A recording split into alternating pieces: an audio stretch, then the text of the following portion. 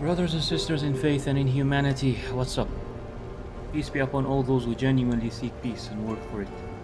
My name is MuslimGamerTV, also known as Rock, and I start this stream like anything else I would start in the name of God and with thanks to Him. This stream is of my gameplay of Diablo 4, the final push on my Sorcerer from level 99 to level 100. So it may be a short stream just to keep my streams organized with relevant titles to the content and stuff. At least, inshallah, God willing, that's what I expect. If any of what's to come on the stream would not please God, it may be partially on me. Still, there are things I might not have been aware of and over which I have no control, like what some game developers may include in their games, what other players say or do in multiplayer games and cooperative games, and what the stream audience may say in chat. All of this is out of my control. Unless the chat messages are too many within a few seconds, I eventually respond to almost all polite chat messages.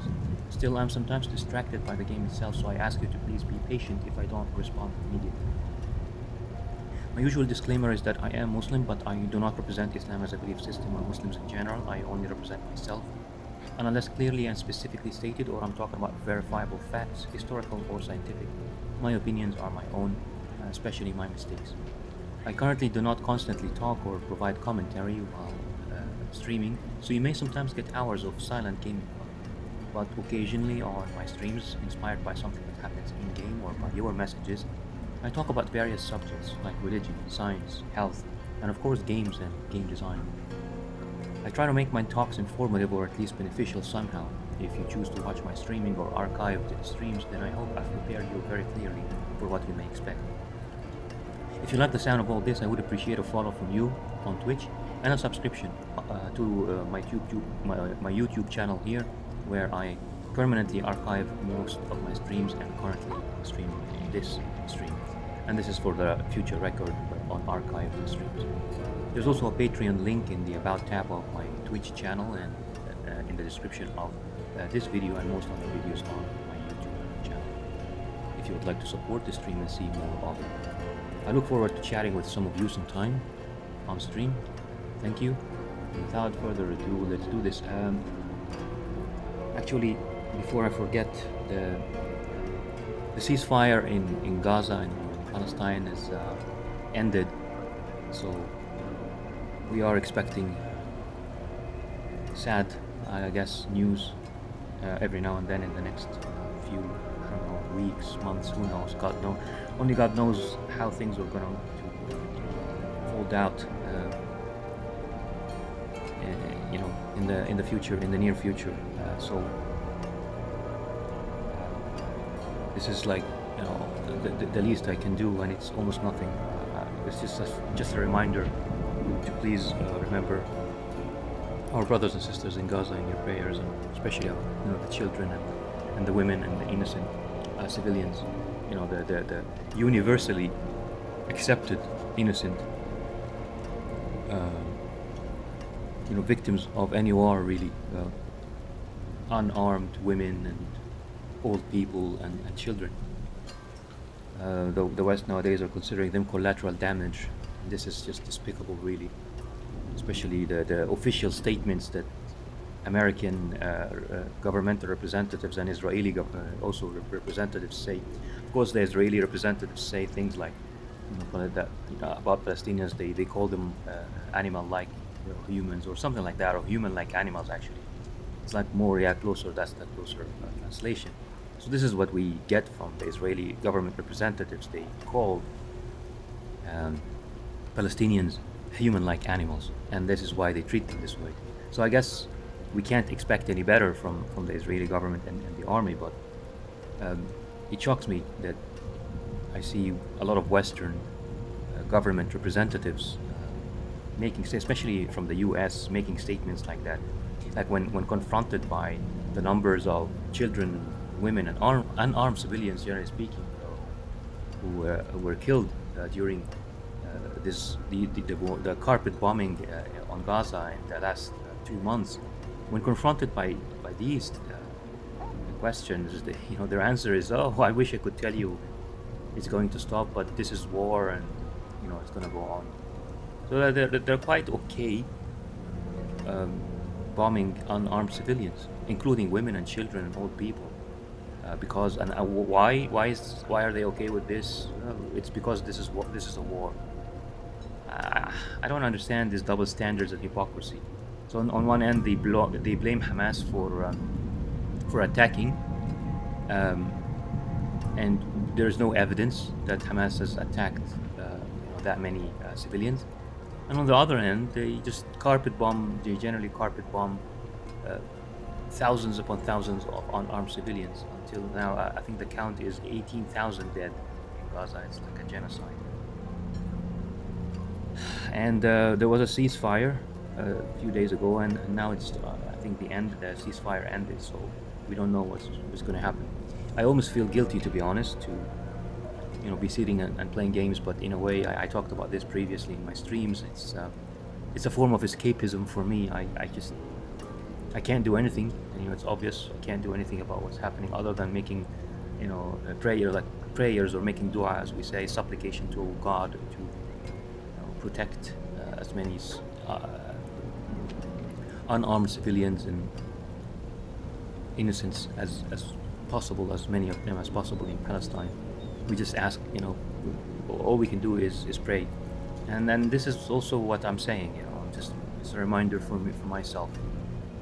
I wasted a lot of time in playing games, but I don't want 100% of my time to be a complete waste. So I'm using what time I can to remind myself and anyone who would listen to do something. And it's not just about praying. Also, say something, even if it's a comment on social media, on here on YouTube, on Twitch, anywhere. Just spread awareness about this and spread the truth and tell the truth about what's happening, because there's just there are too many lies about these events from official statements and government representatives, unfortunately. So it's up to us, the people, the normal people, to emphasize the truth and spread the truth.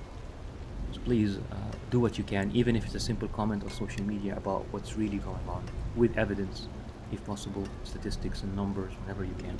Thank you.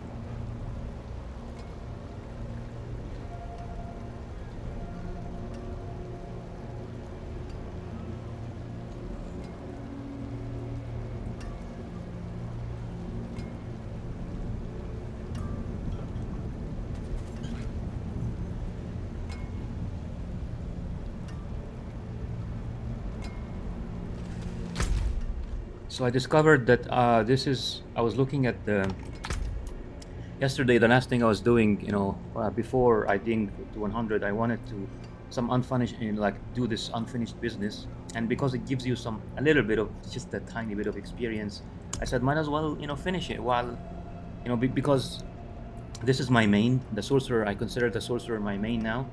So I was like, I don't want to leave this undone.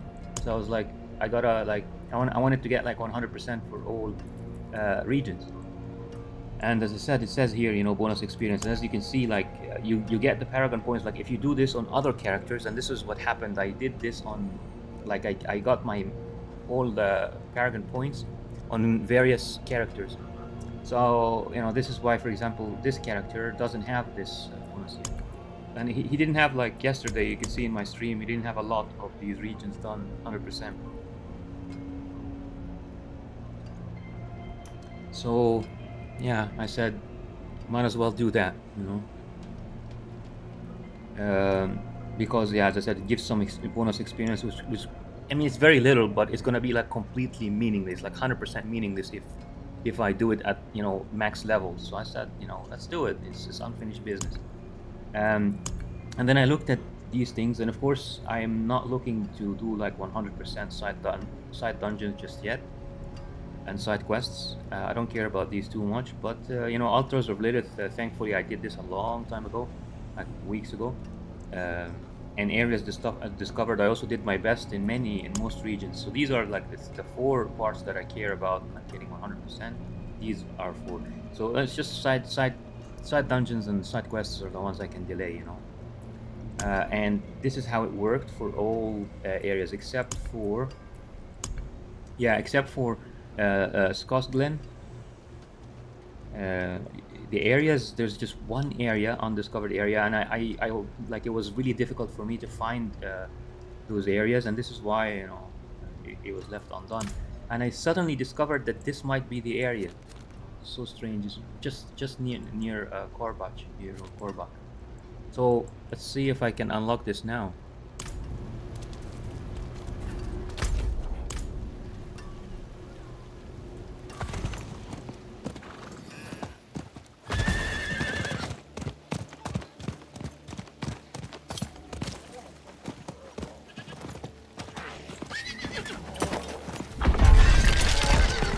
There it is. There it is.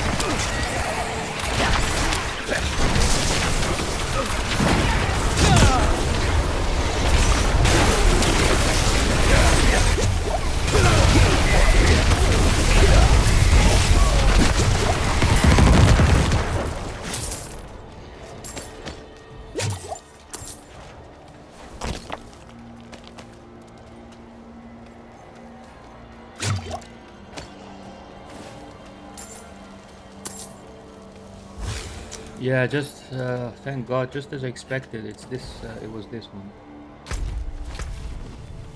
Nice.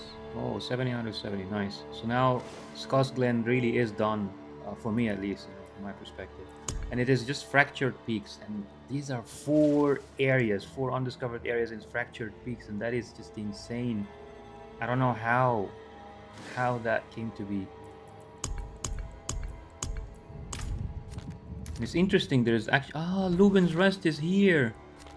Wow, I do this a lot on... like, I do this in Nightmare Dungeon. I do this in the Nightmare Dungeon level.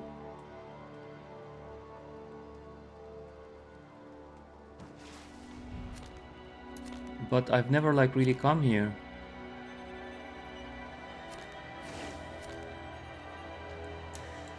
Ah, interesting. But now...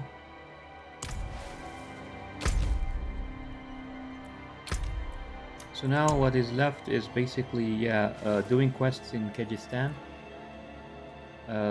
You know, some side quests in Kyrgyzstan to get this 600. And I don't know, I'd really like to discover the areas of fractured peaks.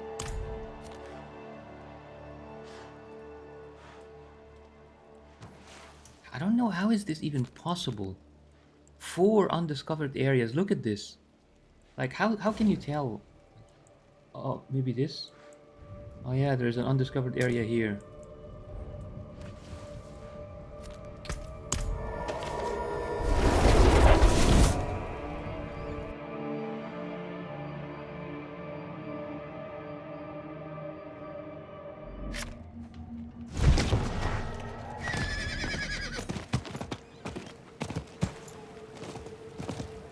To be honest, this is one of the annoying things in the game, is that Blizzard hasn't made it like more obvious.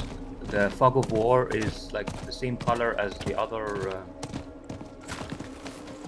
other like geographic features of the map, so you can't really like easily tell which parts need exploring. It's really annoying.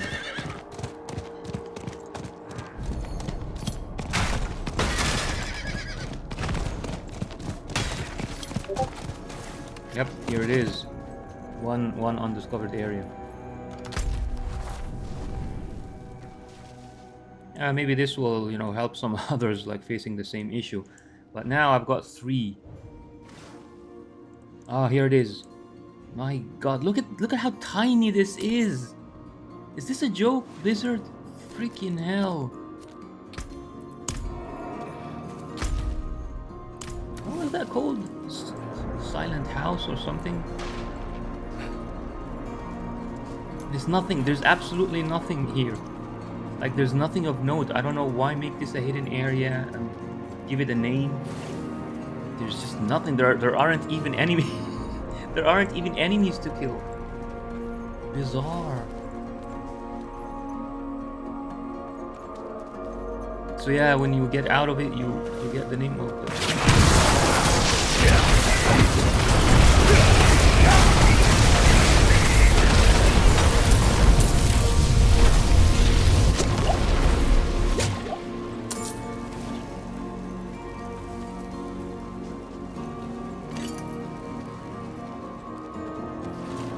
The Silent House. Strange. Maybe there's some sort of secret here, because there's just... like at first impression, you just can't see anything to do here. It's bizarre. And this is gonna be just as tiny. Look how tiny this thing is. You need to discover this, and it's so tiny. There might be it might be connected to one of the side quests, I guess. And of course, I haven't done a lot of side quests. Maybe this is my best guess, is that you probably, because I did the campaign, I finished the campaign, I never came here in the campaign.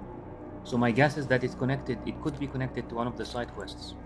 But yeah, let's check out this one too.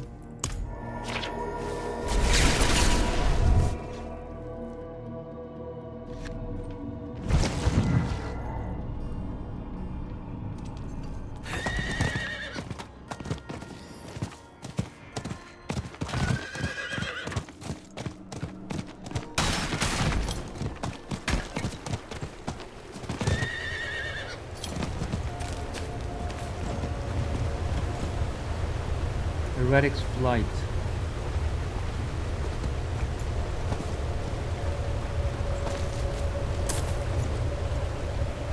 This is one of the tiniest little things you had to explore, and once again, I don't know what this is. Heretic's Flight. Is this like where they maybe throw off heretics from here to die? It's such a tiny little area, and you have to get it. Like you have to uncover it. My guess is that it's related to another side quest. Now I have 2 unexplored areas.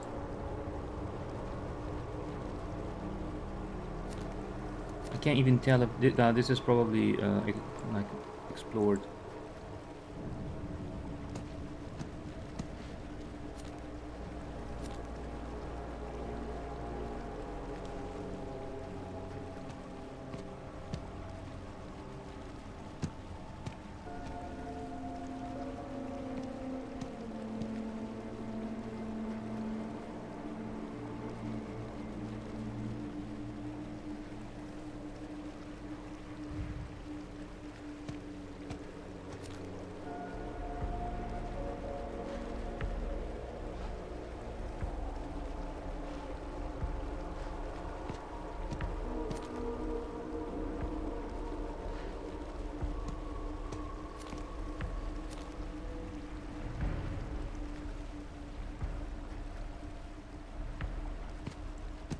Ah, here it is one. I think so. At least I hope so.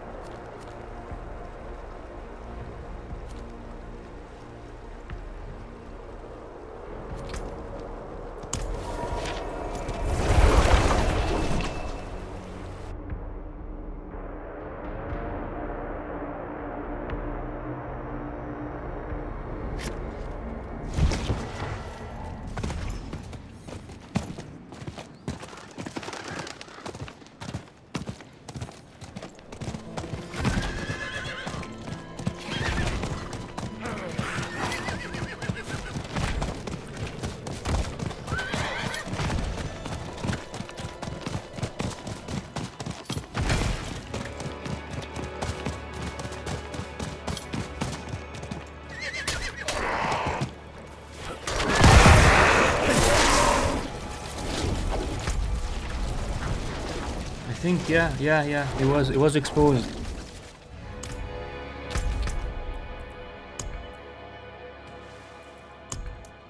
Yes, yes.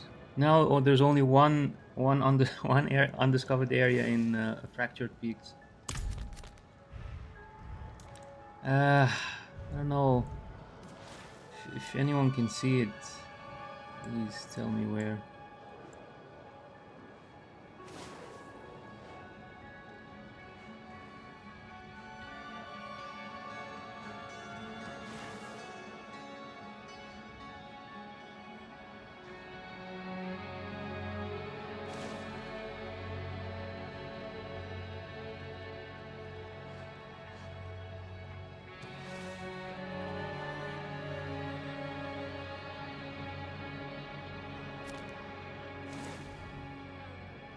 No, this is not it. I remember, I remember thinking this might be it like weeks ago, and it wasn't.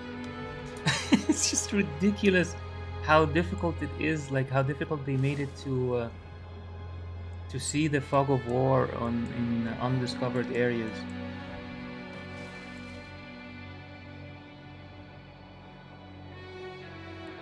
This is really annoying. That quitting the hunt for the last undiscovered area. Is this? Oh, this is where I just came, isn't it? Is it? Yeah. Ah, man, I don't know.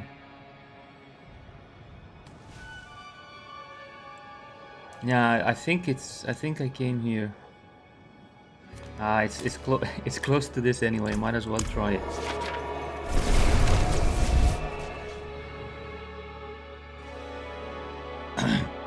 But if it is, that's gonna be like even more annoying because it's not the same color as other unexplored areas.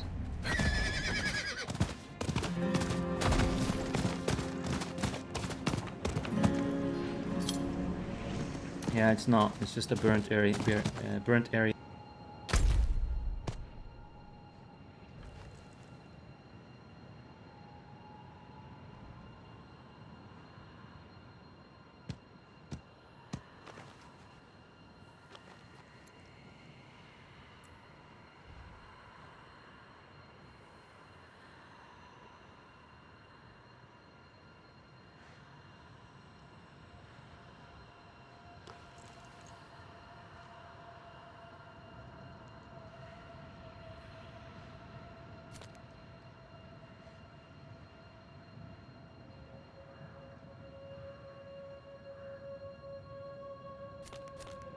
I'll highlight the dungeons in case if anyone notices something, they can tell me. For example, go back to where you highlighted X dungeon.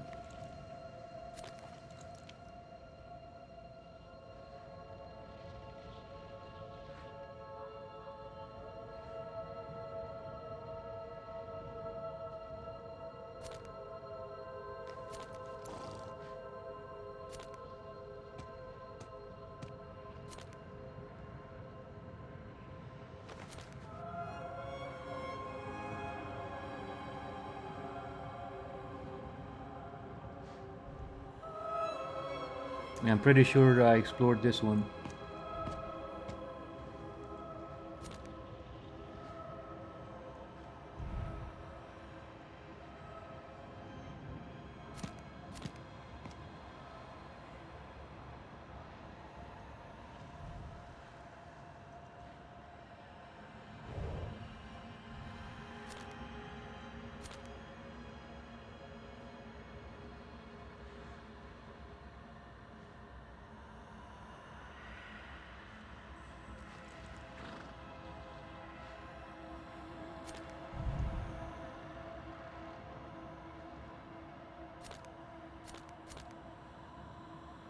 So it's basically this area here, Fractured Peaks.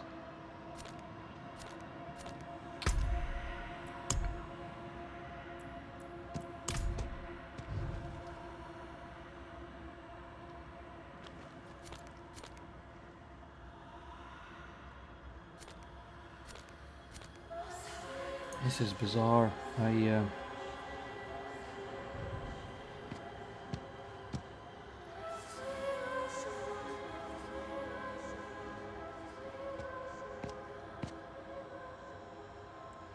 It's probably good. The thing is that the way I found those three unexplored areas was I looked at the edges. I was looking at the edges of areas like this, like here. Just like following. But the problem is that Blizzard hasn't designed it in a way, hasn't designed some of these things. Like here, I can't tell. I think it's explored. Yeah, it hasn't designed, like Blizzard didn't design the fog of war on unexplored areas in a sort of a user-friendly way. And I guess it's like it was intentional. You know how these companies now are just thinking of all sorts of tricks to waste the time, not to make things fun. Like, cause I don't think this is like quite fun. It's not exploration in that sense. You're just it's a test of, I don't know, some sort of puzzle, like some puzzle games where you have to I don't know, notice an eye in on the wall, like in a drawing on the wall or something, and you're trying to spot the eye in the middle of lots of other diagrams or something like that. It's a sort of a similar exercise, and I guess some people enjoy it, but I don't think. But this is definitely not exploration in that sense. It would have been nice if they sent you to all these places during the campaign, and that's it, you know. But rather than just trying to spot. Look at this, like, you know, the way they have colored certain areas. It's like very confusing with the rest. Yeah, I can't see. I just, it's at least it's not like, it's not obvious. It's not even like, it's if it's subtle, it's too subtle, because there doesn't seem to be any quickly spottable. I think, yeah, I spotted this one earlier. That was like super sneaky. And this one, I think I got this one too. These were two of the four ones that were unexplored. But yeah, I think I'm just gonna drop this and get back to the questing in Kyrgyzstan, just to get 100% also in Kyrgyzstan and get it over with. So this is the situation. Unfortunately, one undiscovered area in Fractured Peaks. I don't know where it is. And then yeah, only Kyrgyzstan now left, and then I can do a few nightmare dungeons for the rest.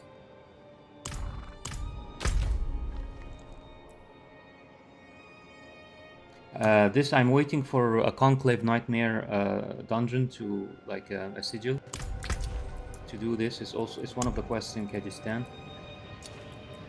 I get a lot of conclave, like I got a lot of conclaves in the past, but I don't have one currently.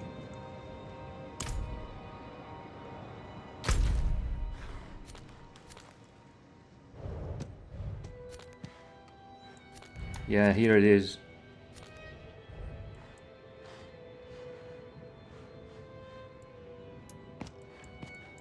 It's also a shame that they don't show you the quests, the undone quests, unless you actually move to the zone. Like, you have to move to the zone first.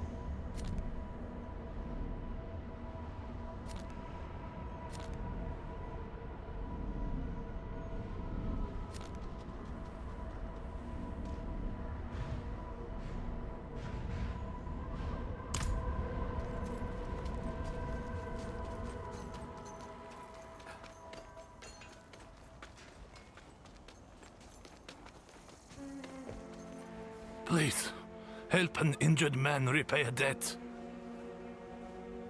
Bandits mugged me, crushed my knee. I would have died if the Iron Wolves hadn't stepped in. The one named Asifa carried me here. She gave me my life. I want to give her this amulet in return. Ah, a paltry repayment, but it's all I have. She'll be back at their camp, west of Chaldeum.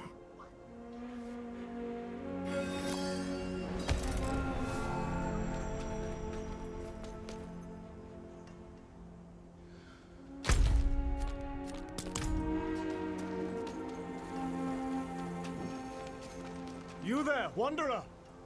Spare a moment. Aye. Those nights.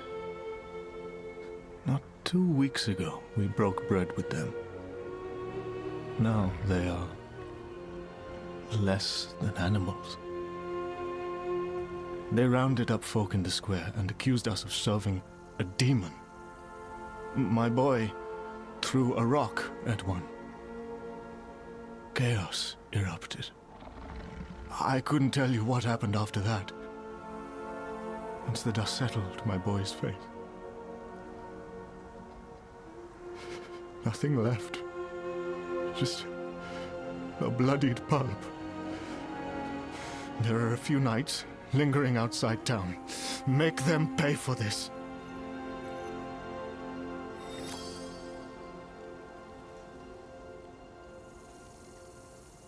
It sadly reminds me of what's happening in Gaza nowadays. Taking revenge, you know, against civilians, including children and women. Unbelievable, man.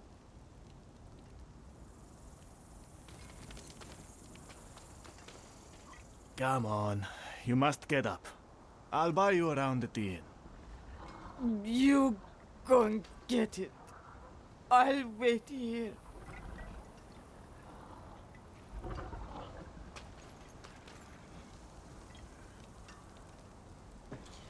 One thing I also noticed is that the Blizzard is depicting, you know, these people at Kyrgyzstan. It's a mix. It's a subtle, vague mix between Arab culture and Indian culture. You can kind of get that vibe. Of course, I mean, like it's easy for like the names, like you from the names you can tell it's obvious since it's Arab culture, or it's just it's a sort of it's a vague, distorted representation of the Arab culture. But then the Indian culture may not be obvious here and there, but you can see it in, for example, in the accent of. Not just in the accent, but general other vibes, the accent and the statues. Like in this series that I talked about, I mentioned this series a lot. I want to do a series about the lore of this game and the quests, and you know how it relates to real life and what messages Blizzard is trying to send across with some of the things they do in this game. So you know, it will help, of course, if I dedicate a series to the lore and the quests and stuff, and then I can show you the various elements that are borrowed from the Indian culture. But yeah, it's a vague mix of maybe 80%. This is my very rough estimation: 80% Arab, 20% Indian. And the thing that draws my attention here is that they're trying to represent this they're trying to give you this distorted representation of the Arab culture. But they are adding the sort of the touch of drunkenness here, like the normalize. It's not the touch of drunkenness. It's like the normalization of alcohol. Like as I said, this is a vague representation of a vague representative, a vague distorted representation of the Arab culture. But they are also depicting it in a way that kind of really show in a way that almost says that, you know, alcohol is normalized. So alcohol to these people here in Kyrgyzstan, alcohol is normal. You know, this is just normal, and you can see this here. You know, this, I don't know what this man is drinking, but obviously, you know, this is drunk women probably. And you can see like in this conversation, they're also like is drinking and so on. This woman is probably drinking.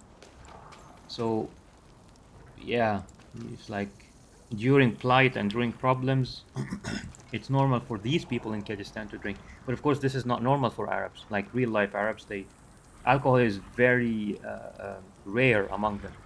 It's not like something that the normal Arab drinks. Of course, there are always sinners and people who do things that are not normal in the culture. There are always exceptions everywhere in all the world, but normally, yeah, it's not normal. Like alcohol is it's not common at all among Arabs today.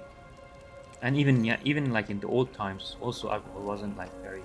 I mean, after Islam, so after like since 1,400 years, alcohol is just not normal at all among Arabs. Meant no offense. You look like you know how to handle yourself. I could use your assistance. I worked the mines for a living, until those pigs-born bandits came. They slaughtered us, took everything. I barely made it out alive. By now, they've got the lockbox with all our wages in it. Good thing I took the key. If you can bring me the box, I'll gladly give you a share.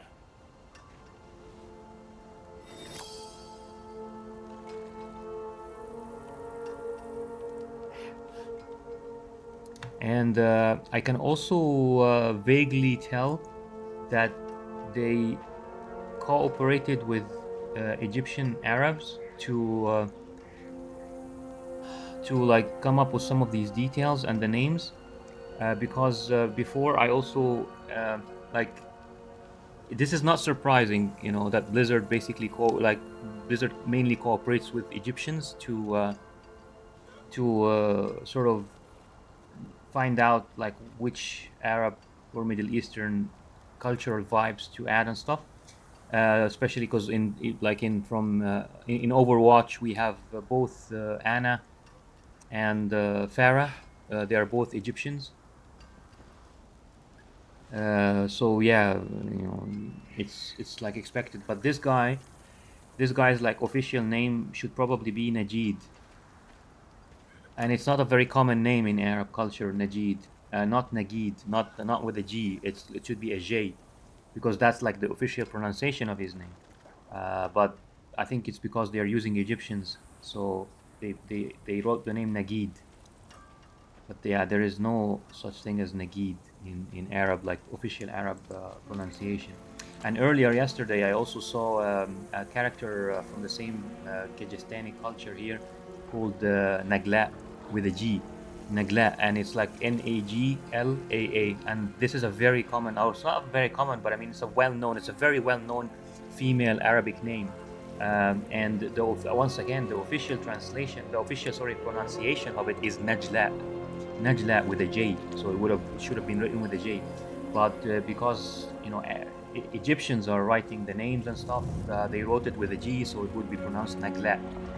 But I mean, Nagla is a popular name in Egypt, but it's not an Egyptian name; it's an Arabic name. So it should have been like written officially, unless unless the character is Egyptian, and of course, these characters shouldn't be Egyptian. They're just general, as I said, a distorted, vague representation of Arab culture.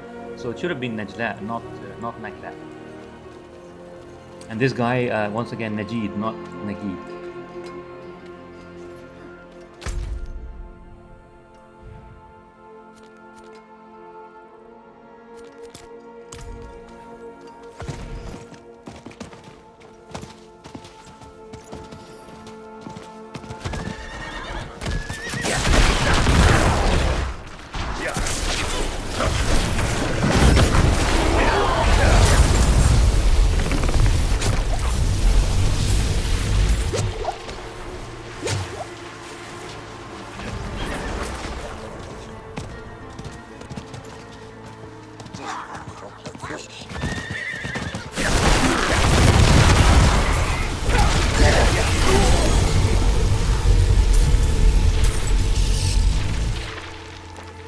What is this?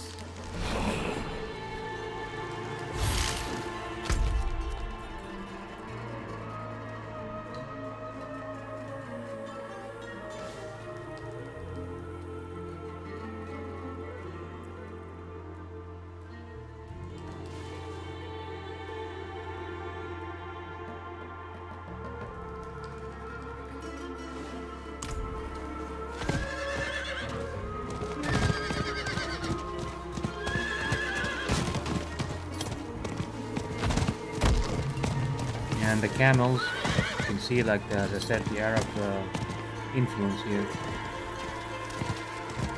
and the music, of course.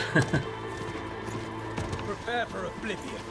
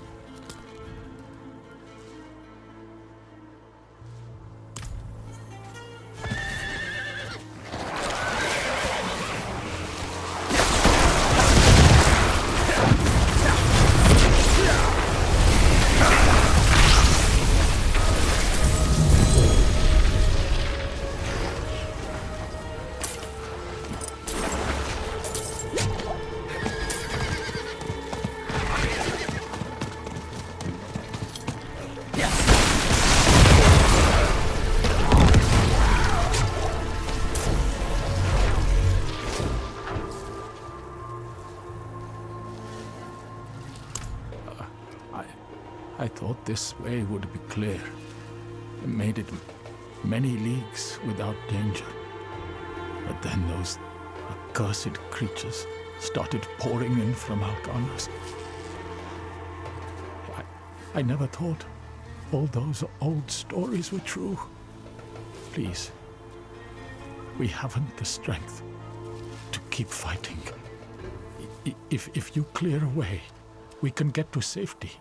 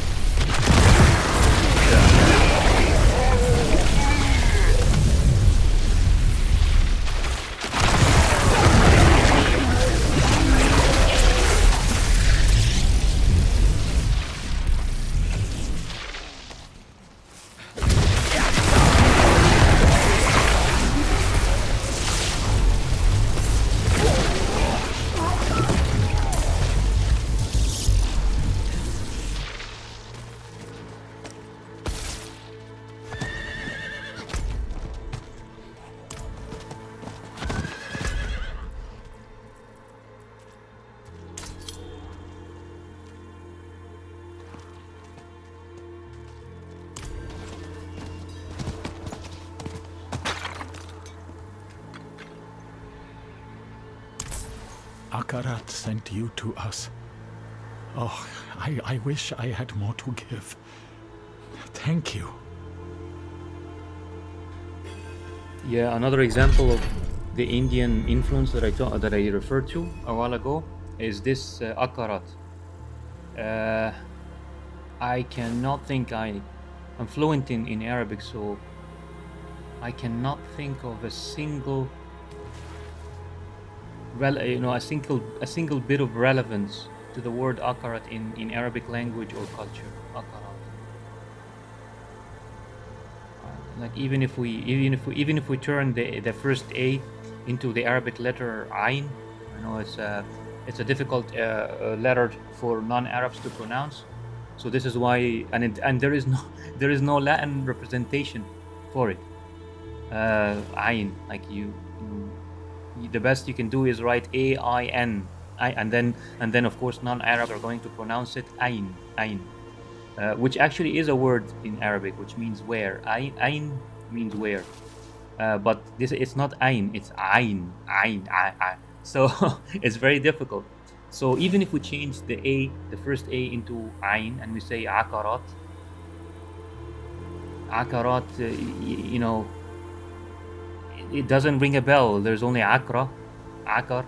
Akar means it's like a liquid. When a liquid is not clear, the opposite of clear. What's that word?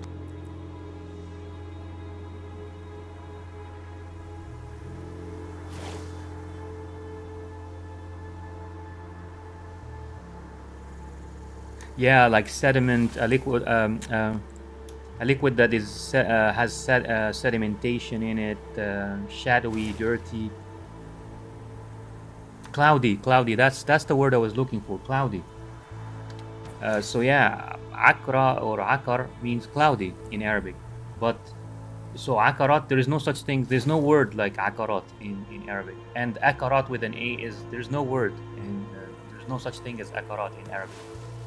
So that can only be Indian. That's why, and it's not just the only. It's not the only little small Indian influence that I found in the game. But yeah, so this is why I say the Kyrgyzstani culture in Diablo is like a 80% Arab, 20% Indian probably, because some of the statues and this word, the deity that the Kyrgyzstani people worship, Akarat, it has not even a hint of Arab culture in it. So so this is why, yeah, I say, but it does ring, like, it feels more Indian than Arab basically. So this is one of the things. This is just one of the small signs, but there are others. Like if I dedicate a series to discussing the lore and the quests and stuff, I can point out the other little touches of Indian culture here and there.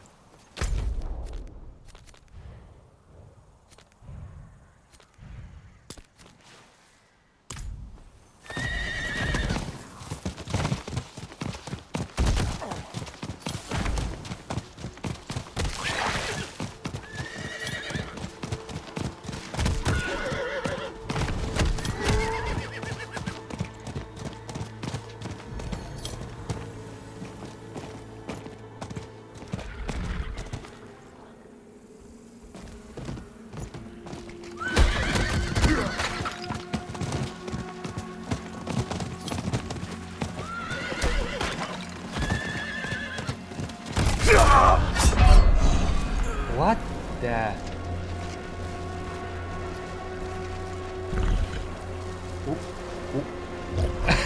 What?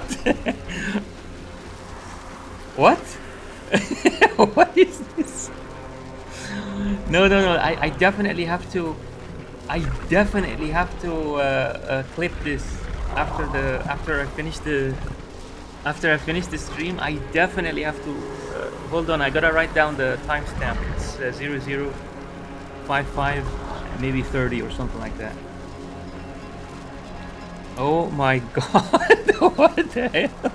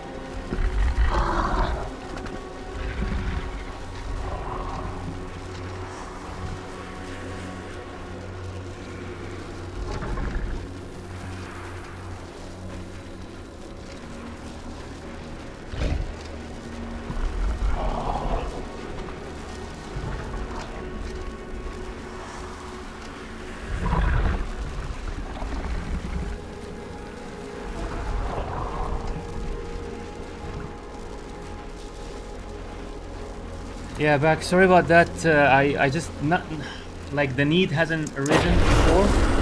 Like I didn't have a need to do this before, so I was like, what I did was I went to.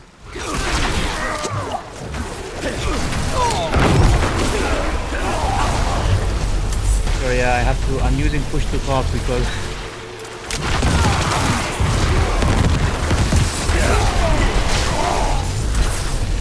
I don't want to embarrass myself by forgetting the microphone on until I get used to at least.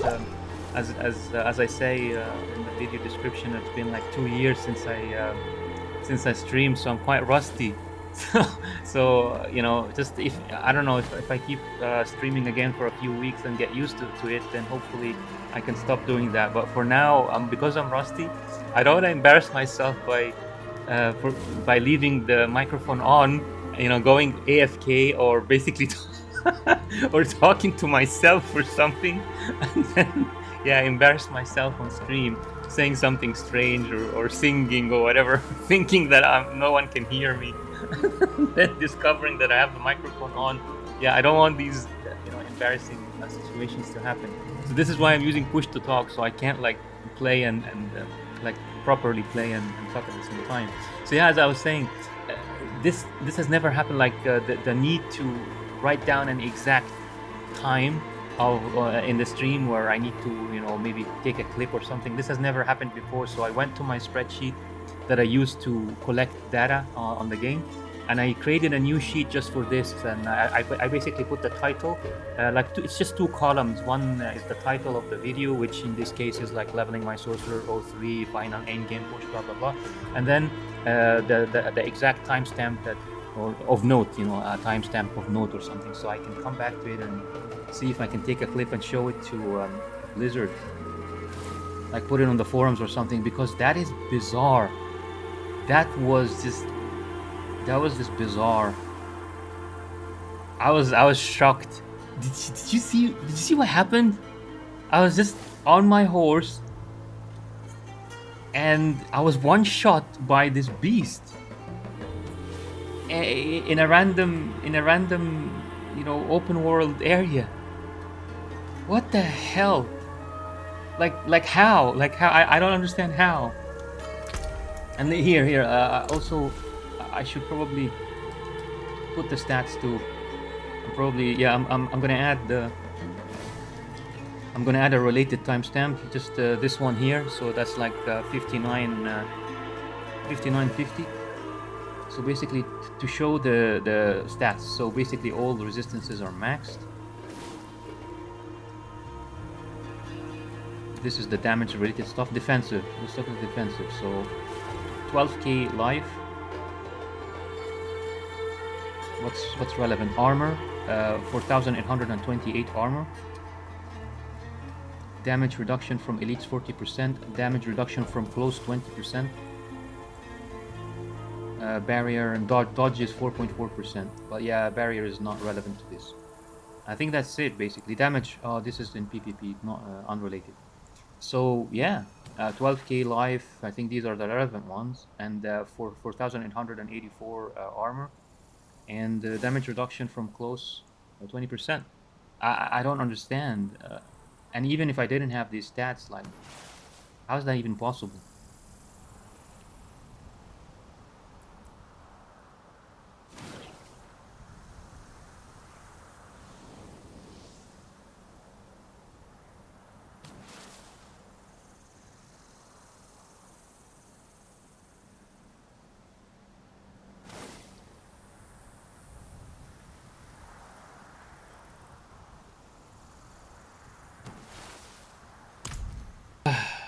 Anyway, let's get back to it.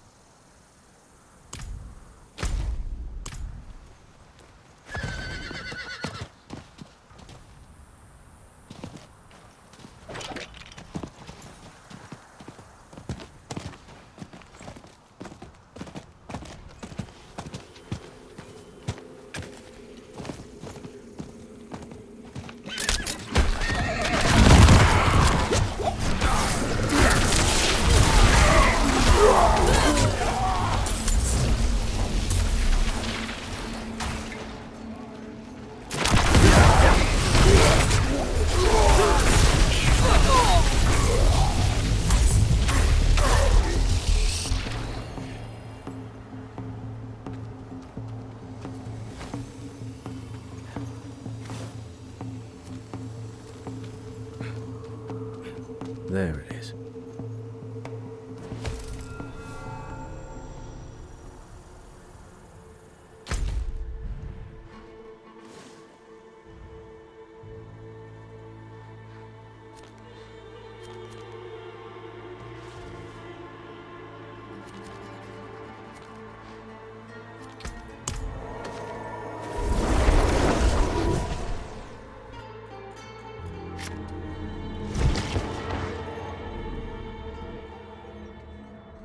I'll be right back, guys.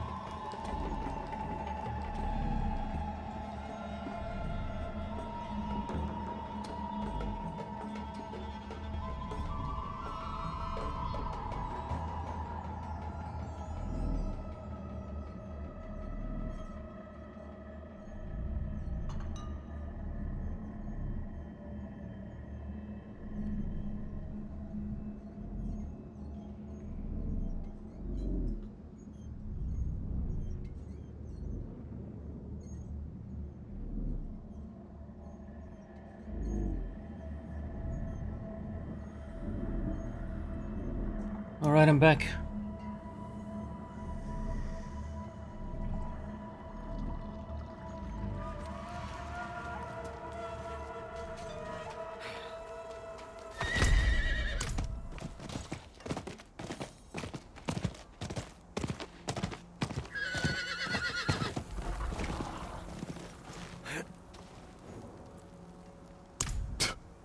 Let hell take them back. In better times, I would invite you into my home and honor you, but these are dark days. These coins are all I can offer you.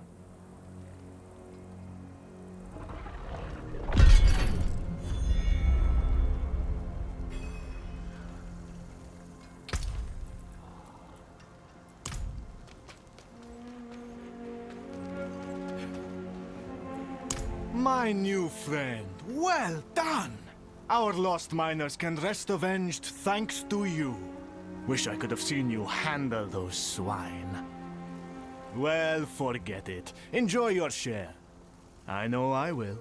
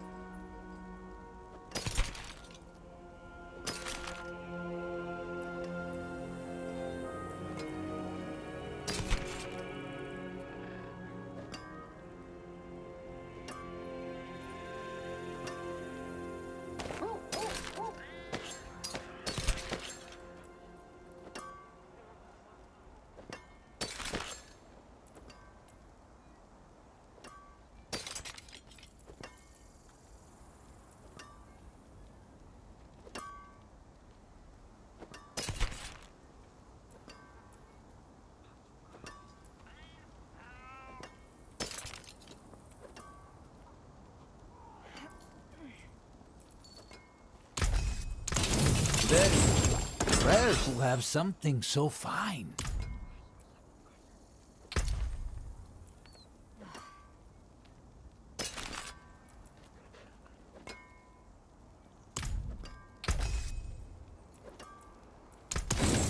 The forge is always hot.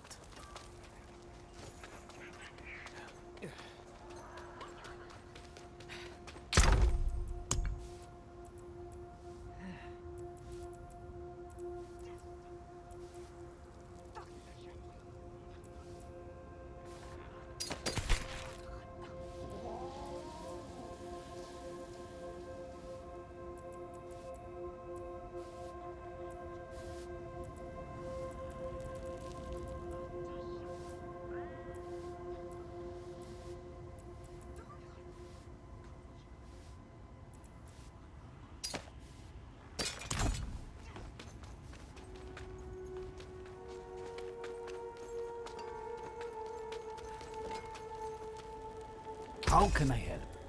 You can still use this.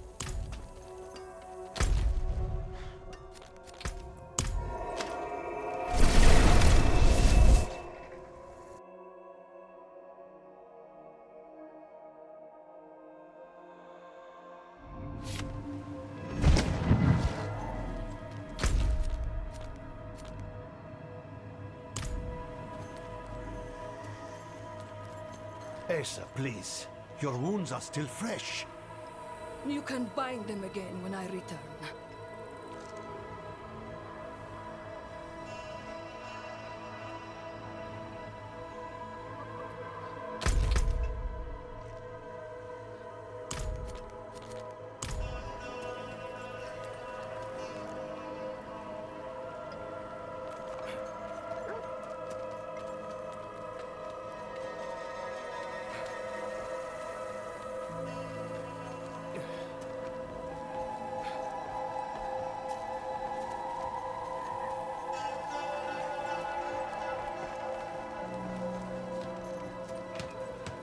I came here looking for help. and found a dream. Yet we are together. So would you truly want to wake? Nay, my love. Though I fear the day we will.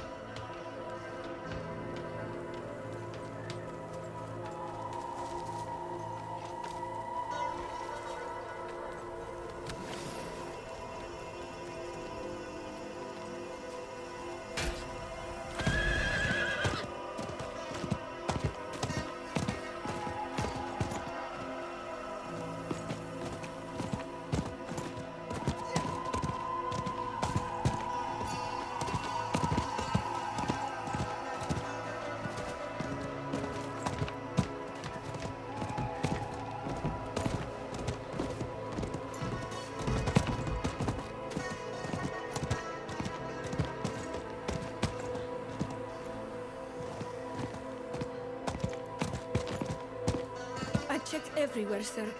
Dawood is not in camp. That boy's got more sand than sense.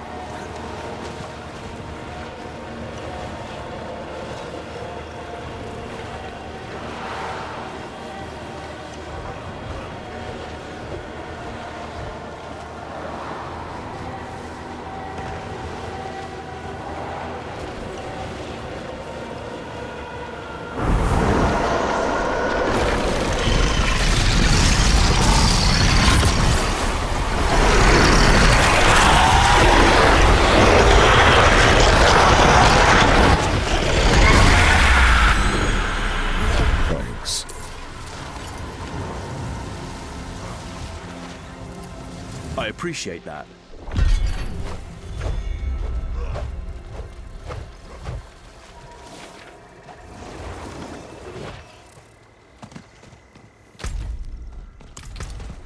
Farewell.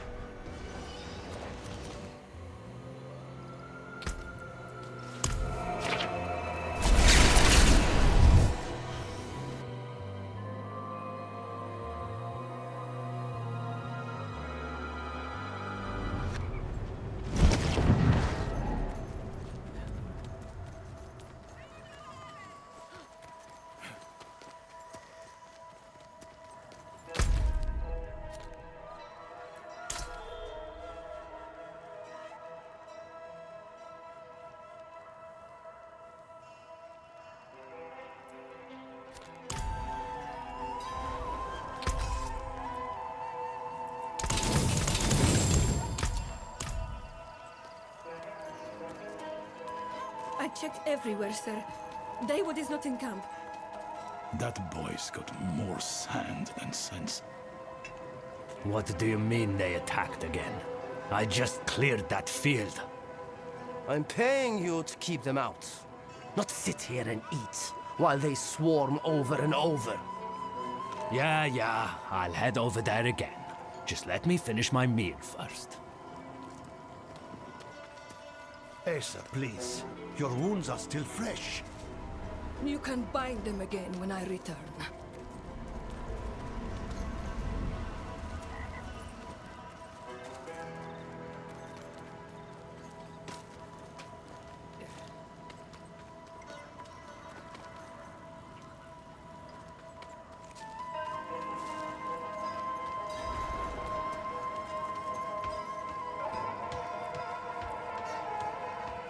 Jilan. He looked too poor to pay. Guess I was wrong. Not a bad piece either. Dirty, but no fake. Thanks, Wanderer.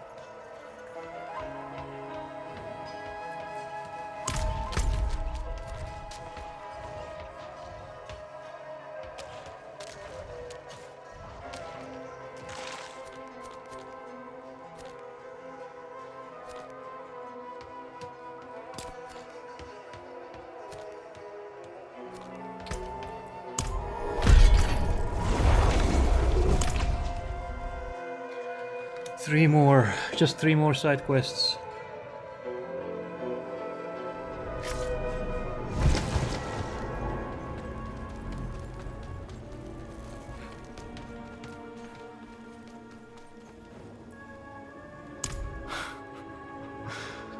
I haven't seen this since my youth. I tracked a goblin, hoping it would lead me to the realm of endless riches. Didn't know the damn bugger was really following me. Knocked me on the head and stole my gold tooth. Here is a reward for your service. Old Ostaf pays his debts.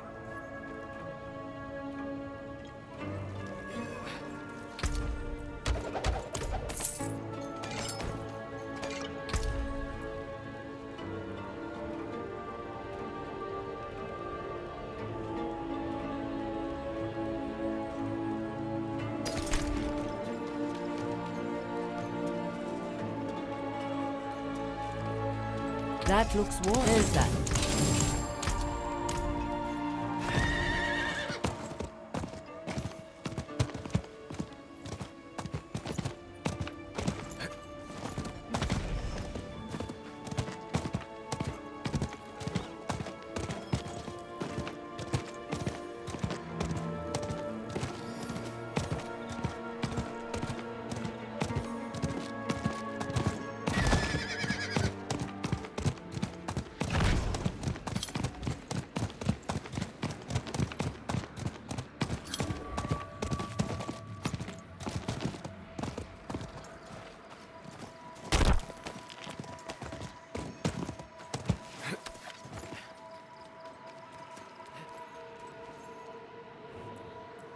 There is a bad slope in this road. Our wagons slid over the side, along with all our supplies. We'll never reach Dalgor without them. We were about to climb down, but we heard something moving below. Could you lend us a hand? Oh, thank you. Do be careful.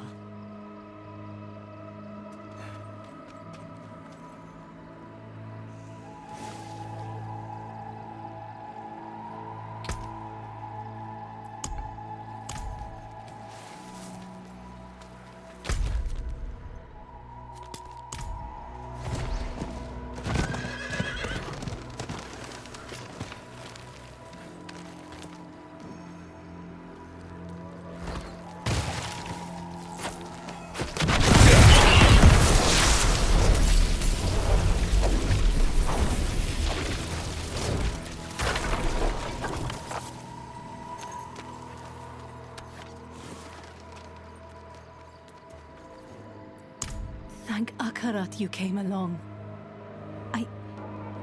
I hate to ask more of you, but could you take a message ahead of us? Tell Haddad we'll be late, but we are coming. I'll get us there safe. I swear it.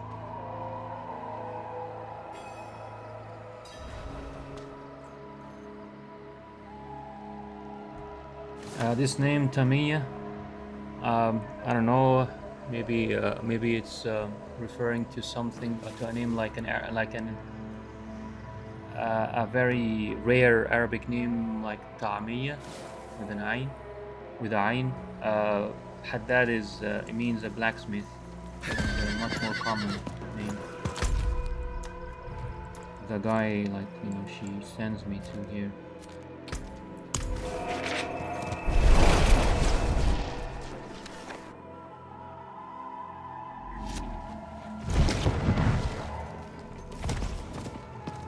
Asa, please.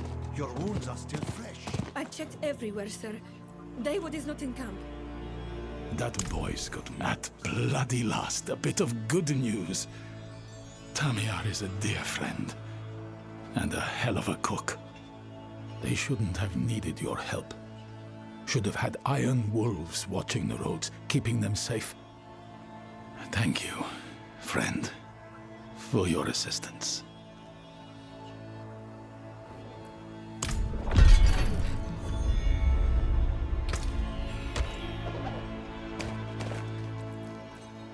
I checked everywhere, sir. Dawood is not in camp. One more. That Good. boy's got more sand than sense. Might as well. Do I? One of our guards has gone missing. An idiot boy called Dawood. The fool thinks he can solve our bandit problem single-handed. Quit his post to play the hero. I'm sorry to ask, but if you travel by the coast, could you look out for Dawood? Bring him back in one piece. So a while ago I was saying that, you know, Blizzard is definitely using like the help of maybe most probably Egyptians, Egyptian Arabs to sort of get some of these names, Arab names or Arab-like names, and of course some of the Middle Eastern and Arab touches and you know, the culture, the in-game culture of the Kyrgyzstani, for example. But the problem, I do see like a recurring problem here. The characters are pronouncing almost all the names, all the Arab and Arab-like names are pronounced wrong, like very wrong. So, like, I don't know, for future reference, I think Blizzard should, should have like some sort of a deeper cooperation with their foreign, I don't know, cultural consultants or you know, company like. The people who the creative team that cooperate with them on putting these exotic cultures in the game, because like when they give them these names, for example, he's saying he's pronouncing Dawood, they, like an A instead of a, he's saying A. So things like this, like when so they gave them the name Ta'miya, they gave them Haddad, they gave them Dawood, like between parentheses or brackets or whatever, whoever is helping Blizzard with these should add a note about how this name is pronounced, so that the voice actors, obviously most of the voice actors are going to be European or something like that, or I don't know, basically non-Arabs, like in most cases. Sometimes they are Arabs, but in most cases, like I can hear that the voice actors are not Arab. So in these cases, at least the voice actor, you know, will have in the script, he will have a note, he or she will have a note about like how to best pronounce that name. So it's not Dawood, it's not David. That's David. That's the Arabic name of David. So and the Arabic name of David is Dawood, not Dawood, or not Dawood. It's Dawood. And same thing with lots of other names like this. They're just pronounced wrong. Of course, this is not going to affect the foreigners who don't know all these things, and it doesn't offend me. For example, I mean, I'm half Arab. It doesn't really offend me or anything. I'm just saying that, you know, if they want to sort of produce something that is truly exotic and kind of true to its exotic nature, like if they want to do it well, I mean, that's how they should do it, and it works for the same. It works the same way for any other real-life culture borrowed into a game, to be honest. Like if they are using East Asian cultures or whatever, we should be, you know, trying to get the names true to life. Because why? Because to me that's gonna be exotic. Like an Arab name is, to me personally, specifically, an Arab name is not gonna be exotic. But an East Asian name or a Chinese name or something like this that's gonna be applied to a game, to a fictional culture in a game, for me it's gonna be exotic. So if I hear that Chinese name being pronounced true to its original pronunciation, like true to its correct pronunciation, it's gonna make the sound. It's gonna give character. It's gonna give more character to the game, more character to these characters, so to speak. You know, because these fictional characters, they're gonna have like more character to them when they, you know, when their names are pronounced in a truly exotic way or in the accurate way, and so on.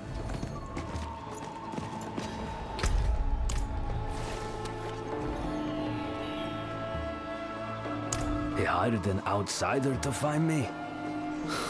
He must be angry. But I won't just stand at my post waiting for the next ambush to kill my friends. I've tracked the killers to the beach. Since you're here, you can help me teach them a lesson.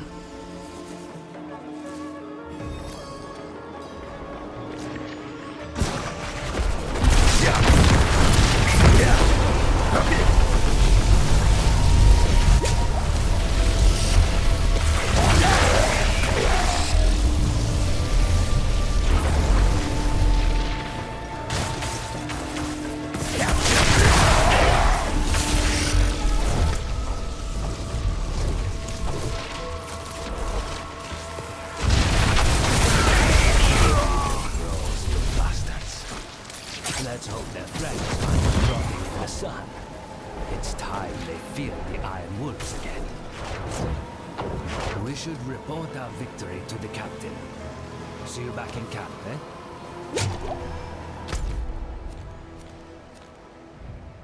I think that's about it. Hopefully.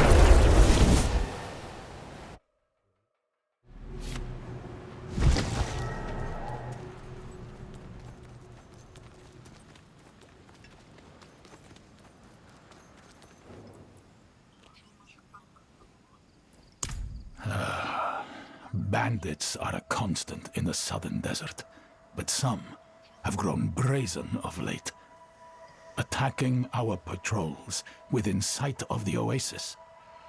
I need every able body watching our perimeter, not running off to get themselves killed.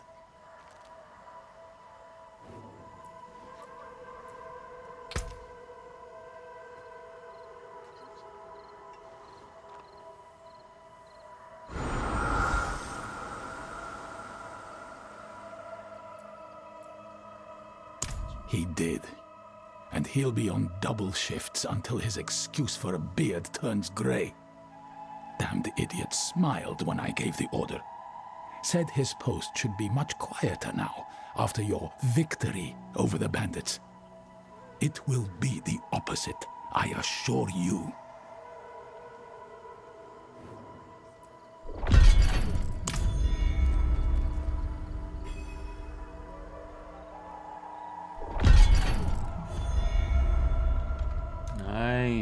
Nice.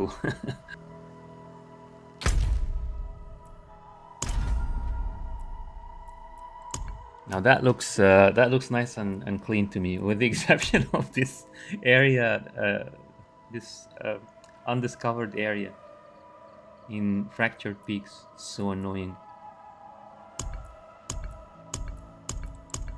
But I'm surprised I don't get anything.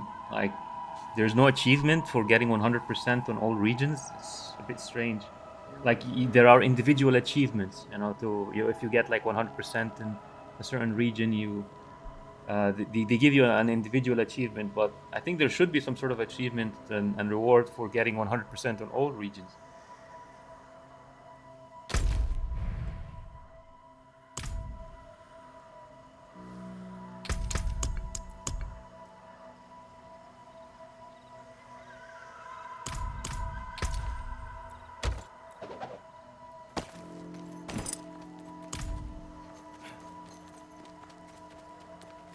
The forge is ready for whatever you need. Don't ruin all that work, huh?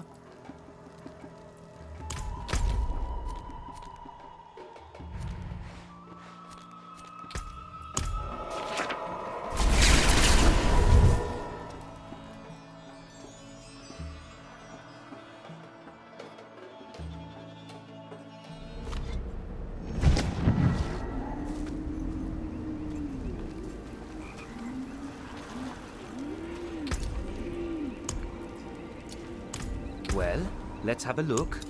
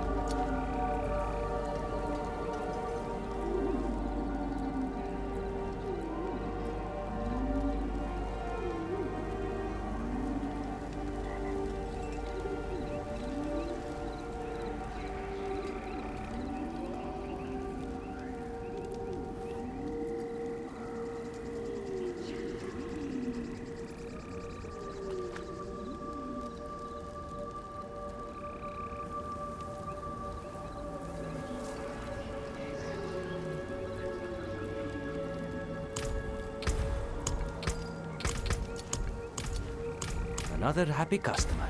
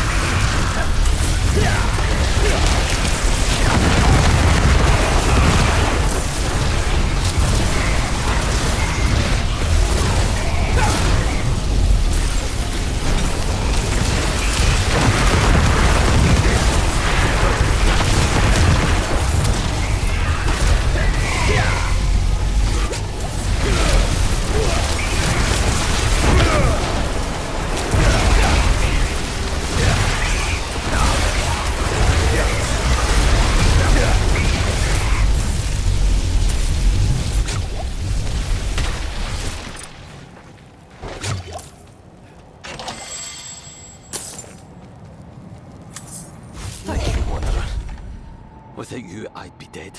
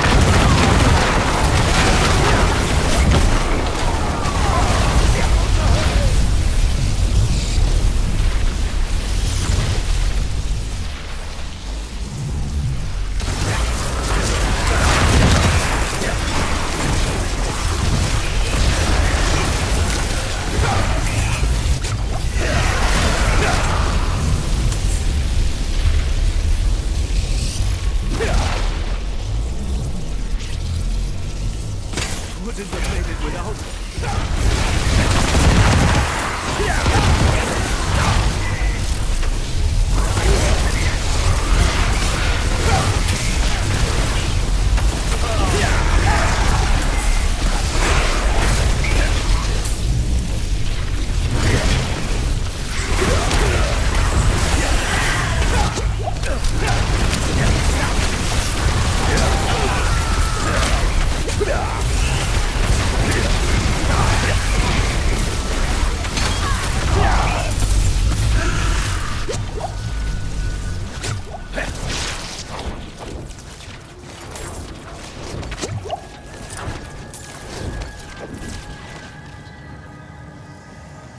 My savior!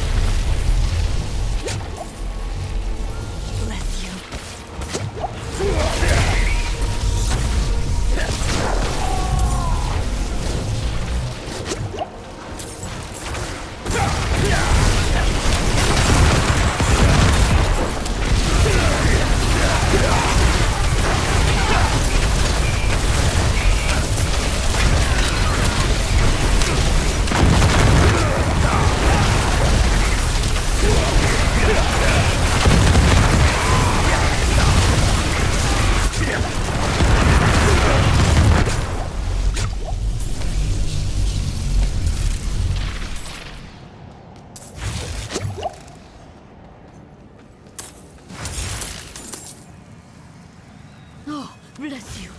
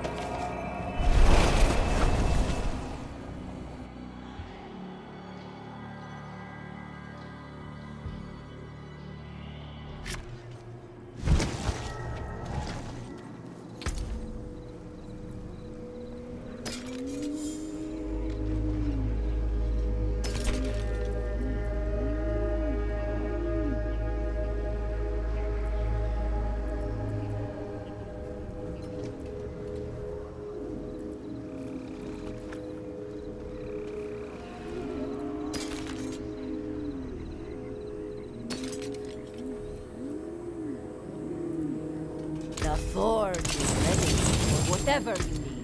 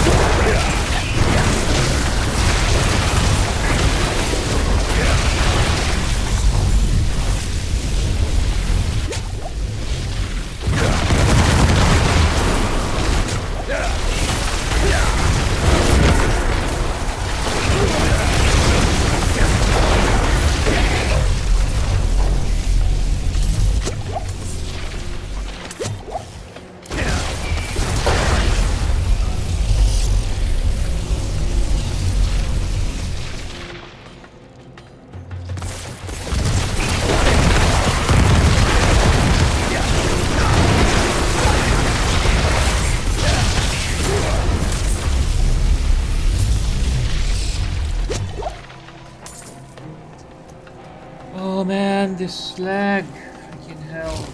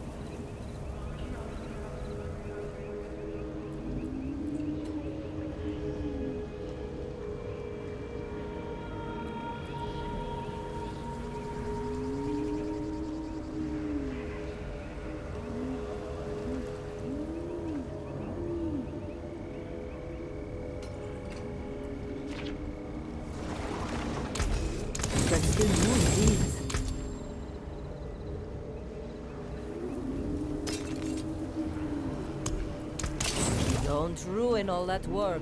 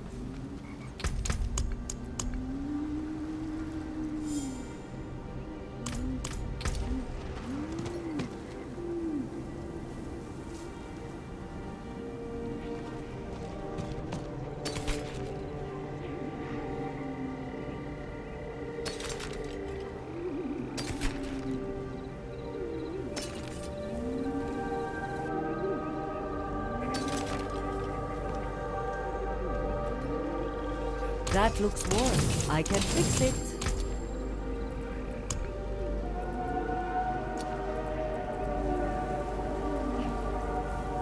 The forge is always hot.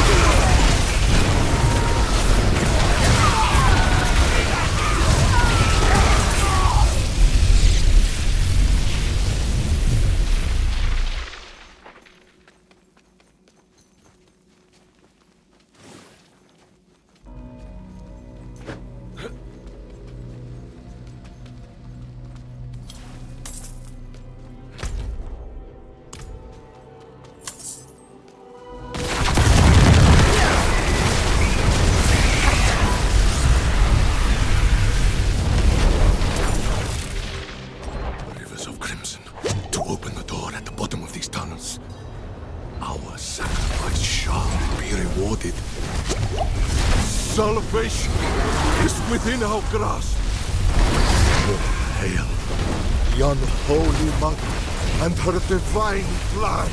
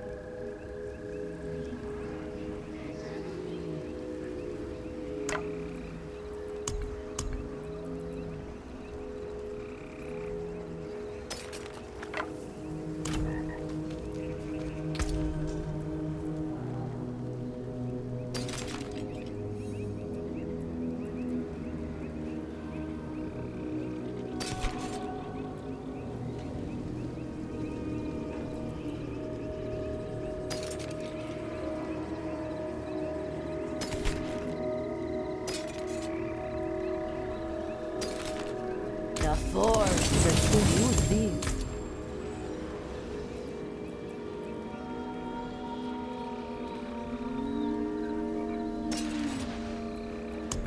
There's that. The forge is always hot.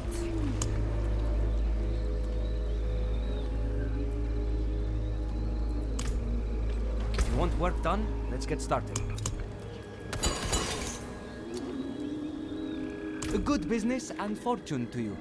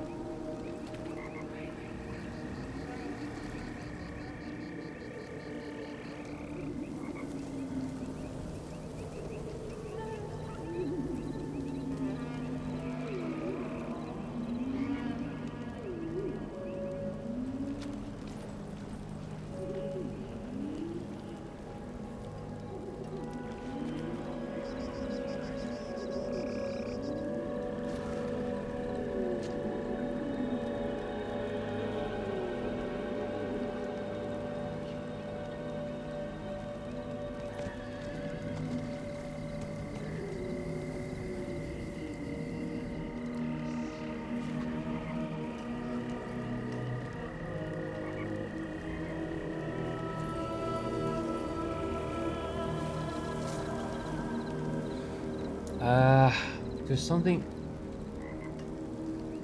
strange. This last run of Inferno,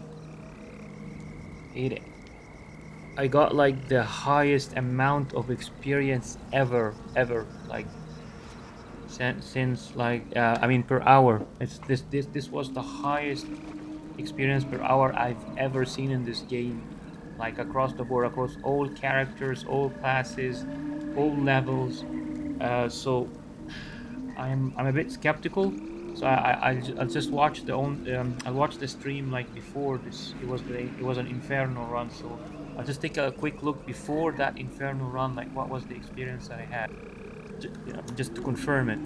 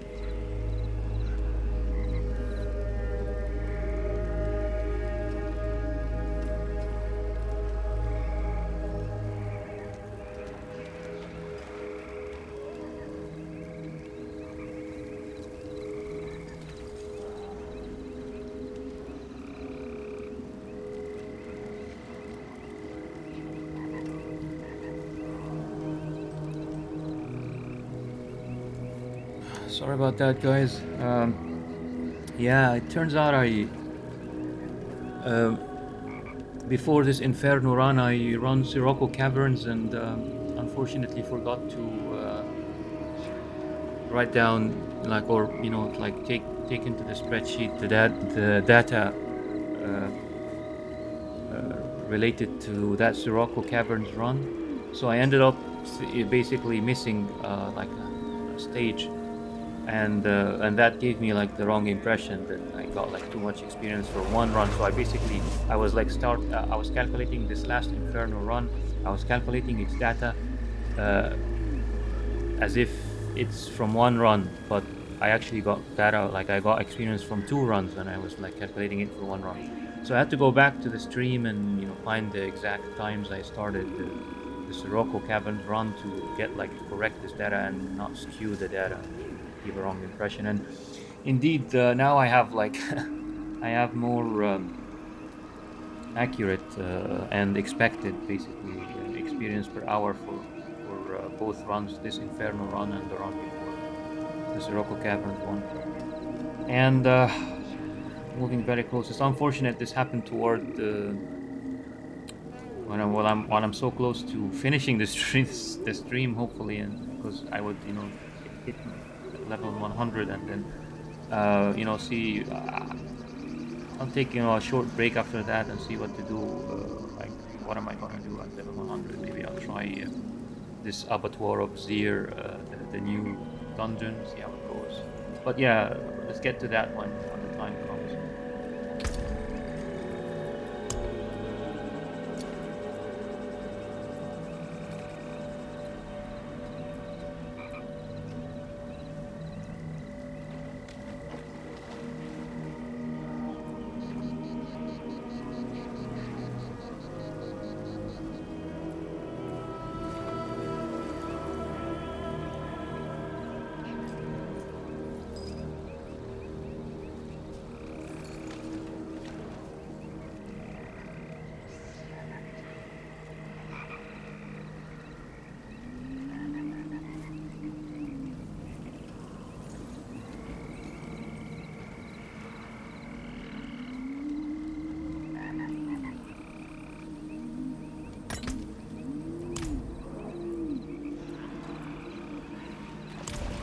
Well, let's have a look.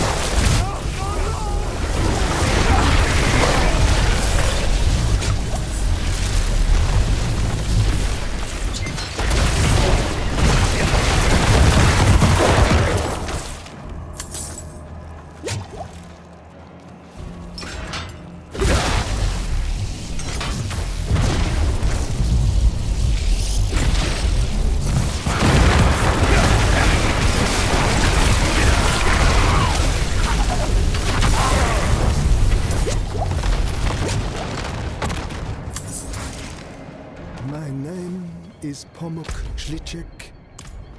I write this as I bleed out my last among the corrupted tombs of those who might have been my brothers. I have hunted these wretched creatures for as long as I've been able to wield a knife against them. They feed on blood and grow strong in numbers. I have chased them into this nest and been caught in a trap. Their leader can raise the dead, and I fear for all who wander unknowingly into these crypts. If you have the skill, hunt them down. Do not let my death be for naught.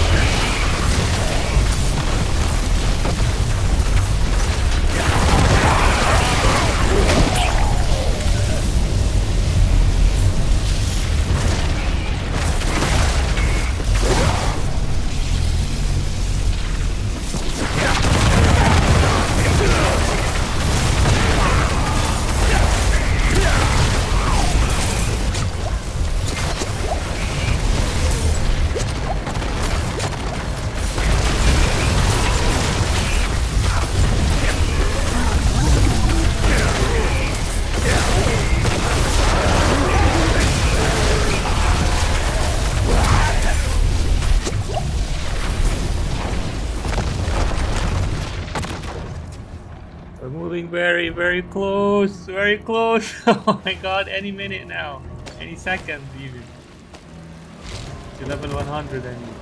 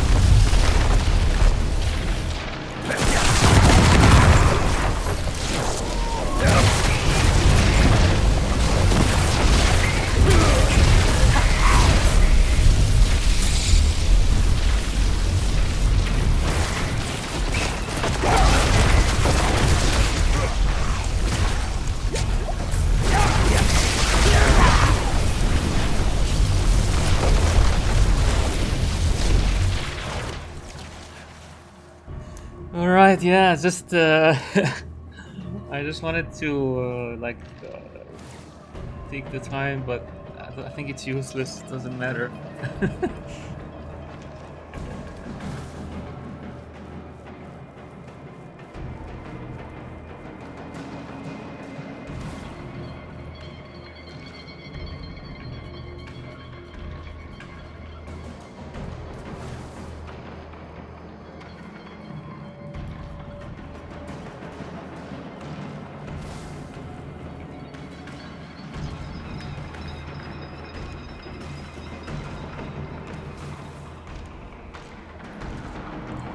Yeah, I basically I was collecting data for this run, but obviously this run is I mean, it's nice that I finally dinged hit level 100 0 out of 0 experience, but at the same time it makes the the data useless because I'm continuing the run without gaining experience. So yeah, there's no point collecting any data for this run.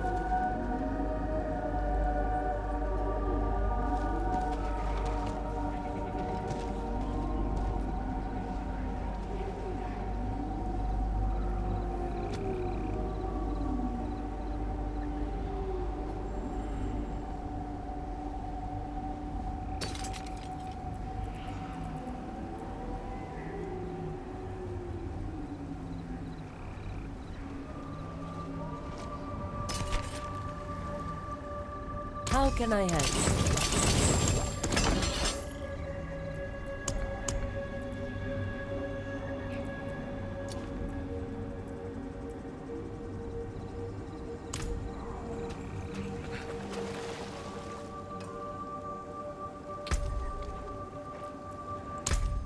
Right, I have 3 points. And I'm not sure where to put them. These were easy to pick, non-physical extra damage. Do I want extra life, extra survivability for abattoir? Or is there anything else I can...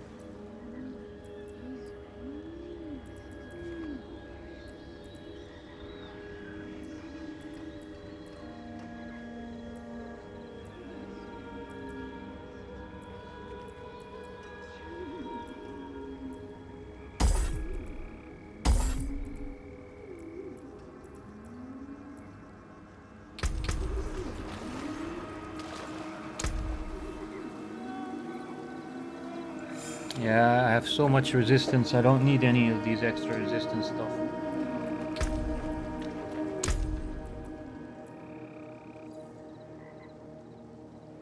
This is mainly taken for the mastery, 15% mastery skill damage.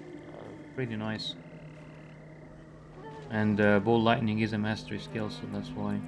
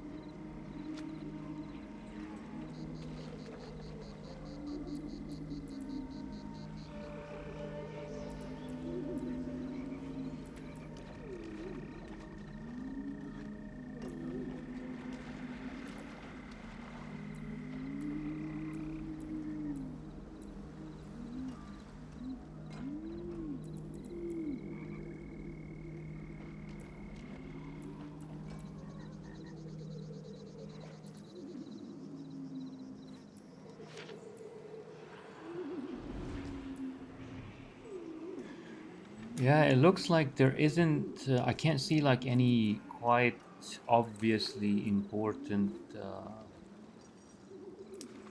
notes to take. Ah, here it is. Wow, I was just saying. Yeah, damage to elites, obviously.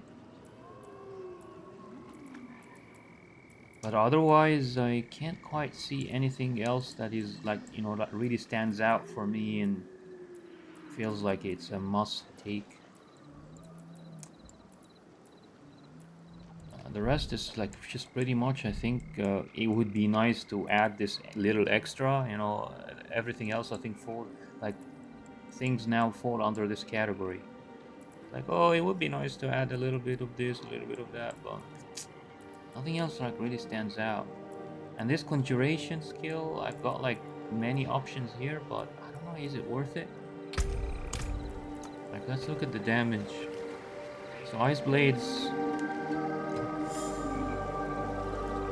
does 30% damage. And Lightning Spear 15%. I don't think that's worth adding to at all compared to, you know, the rest. It's probably not worth it.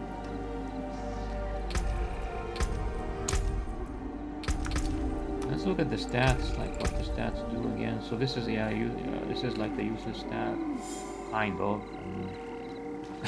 I heard Abattoir, you know, requires a lot of sturdiness. We'll see. So yeah, this increases skill damage. So intelligence is the most important one here. And then willpower increases resource generation, quite important. And dexterity increases critical strike chance. So that's important too. But I guess maybe intelligence, willpower, and then dexterity. Kind of that's the order.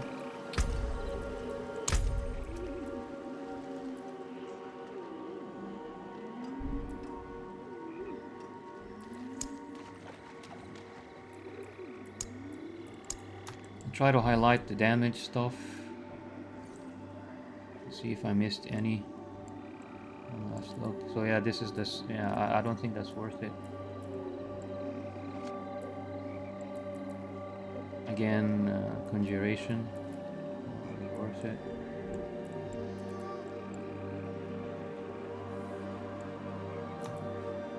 Damage to stunned enemies. Maybe. Get rid of trash quicker, I guess, because I got quite a few here. 7.5, 7.5. And this 2. That's 3.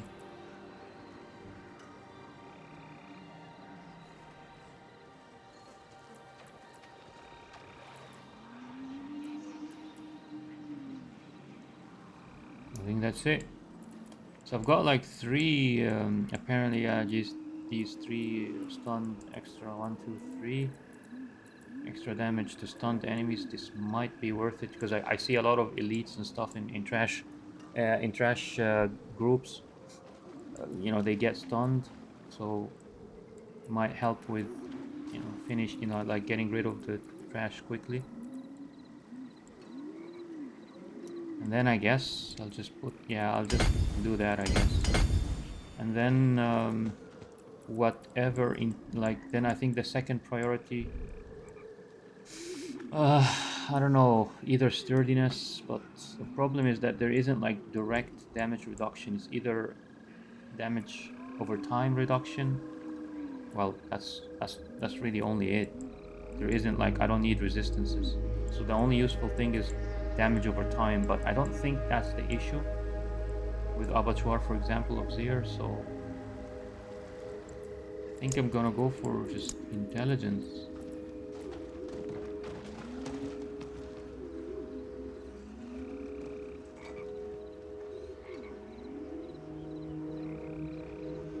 And dexterity is nice because it adds to both survivability and extra damage. You know, gives you extra, increases critical strike chance and also the dodge chance. So in a way, I guess it contributes to both. I like it. Resource generation is quite nice too, and of course direct skill damage is very nice. It's hard to pick really. I think I'll just take a look at all three. So intelligence, dexterity, intelligence, and willpower, and then I'll see if I can see any blues that, you know, blue colored ones.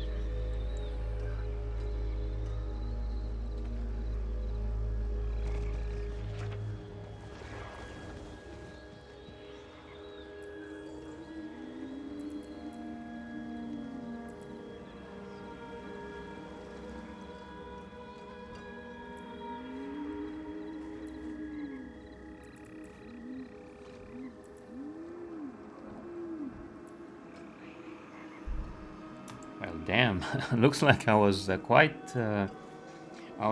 meticulous while leveling. I did pick up like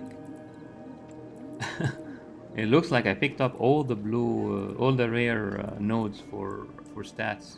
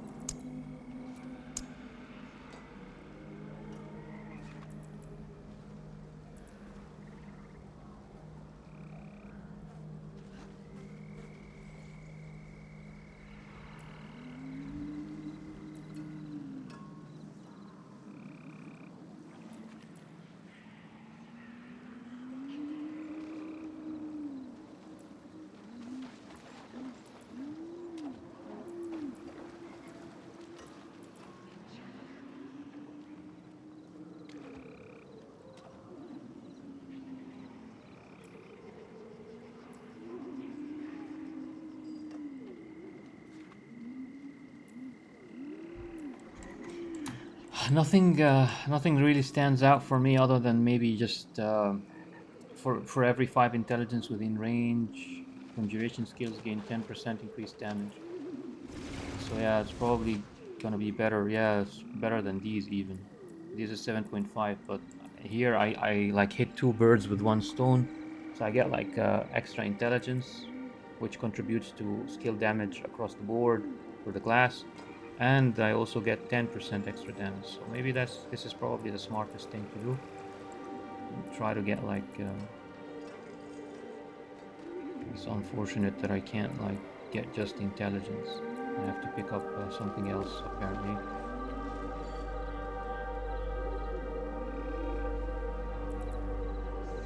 I've got here 7 dexterity.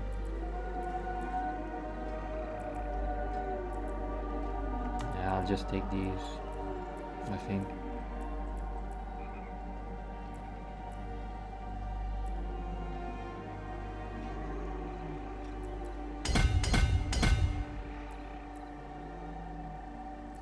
Yeah, that's it. So Paragon is done.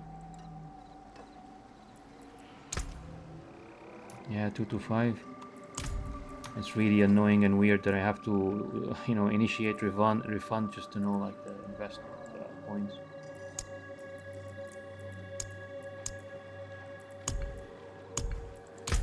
It's nice to feel like I don't have to worry about the Paragon board anymore now on this class, on this character.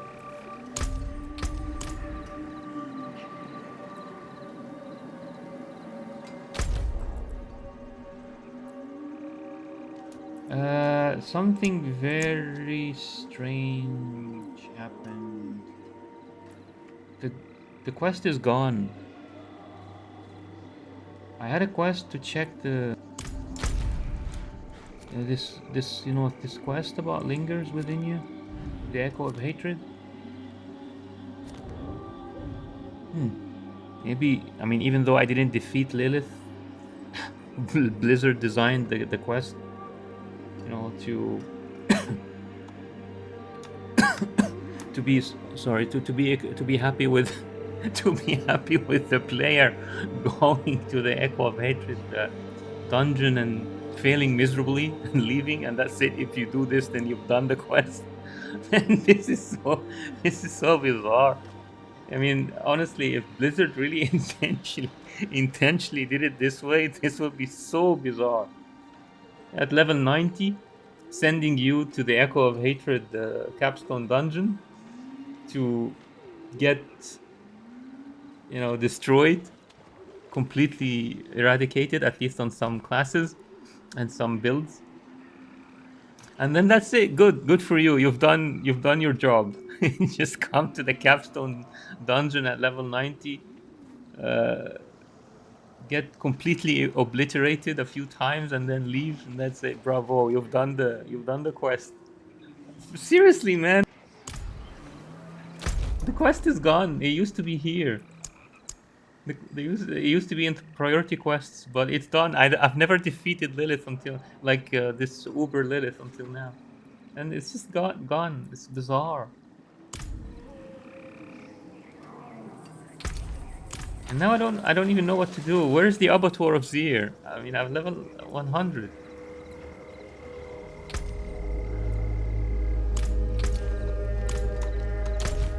Why isn't there a quest for the Abattoir of Zir? What the hell is this? Man, I don't know what to say, but this is just bizarre. But anyway, I think I'll now what to do is obviously I'll end this stream just to make you know, all the streams like relevant to their titles. I mean, within reason, of course. You know my style. I talk about real life, about, you know, game design, about issues, you know, whatever comes to mind. So, but the title is, I mean, the rest of the stream is at least relevant to the title. So I'll keep it this way. I'll end the stream, but I'll take a quick break, make some coffee or something, and then I'll get back. What I'll do, guys, is I'll try Echo of Hatred again, the capstone dungeon, level 100, while I'm level 100. Let's see if I'll fare better, you know, against Lilith, Uber Lilith this time. So, hopefully I'll see some of you in a while. Until then, stay safe, rational, intelligent, and please keep remembering Gaza and our Palestinian brothers and sisters in your prayers. Thank you.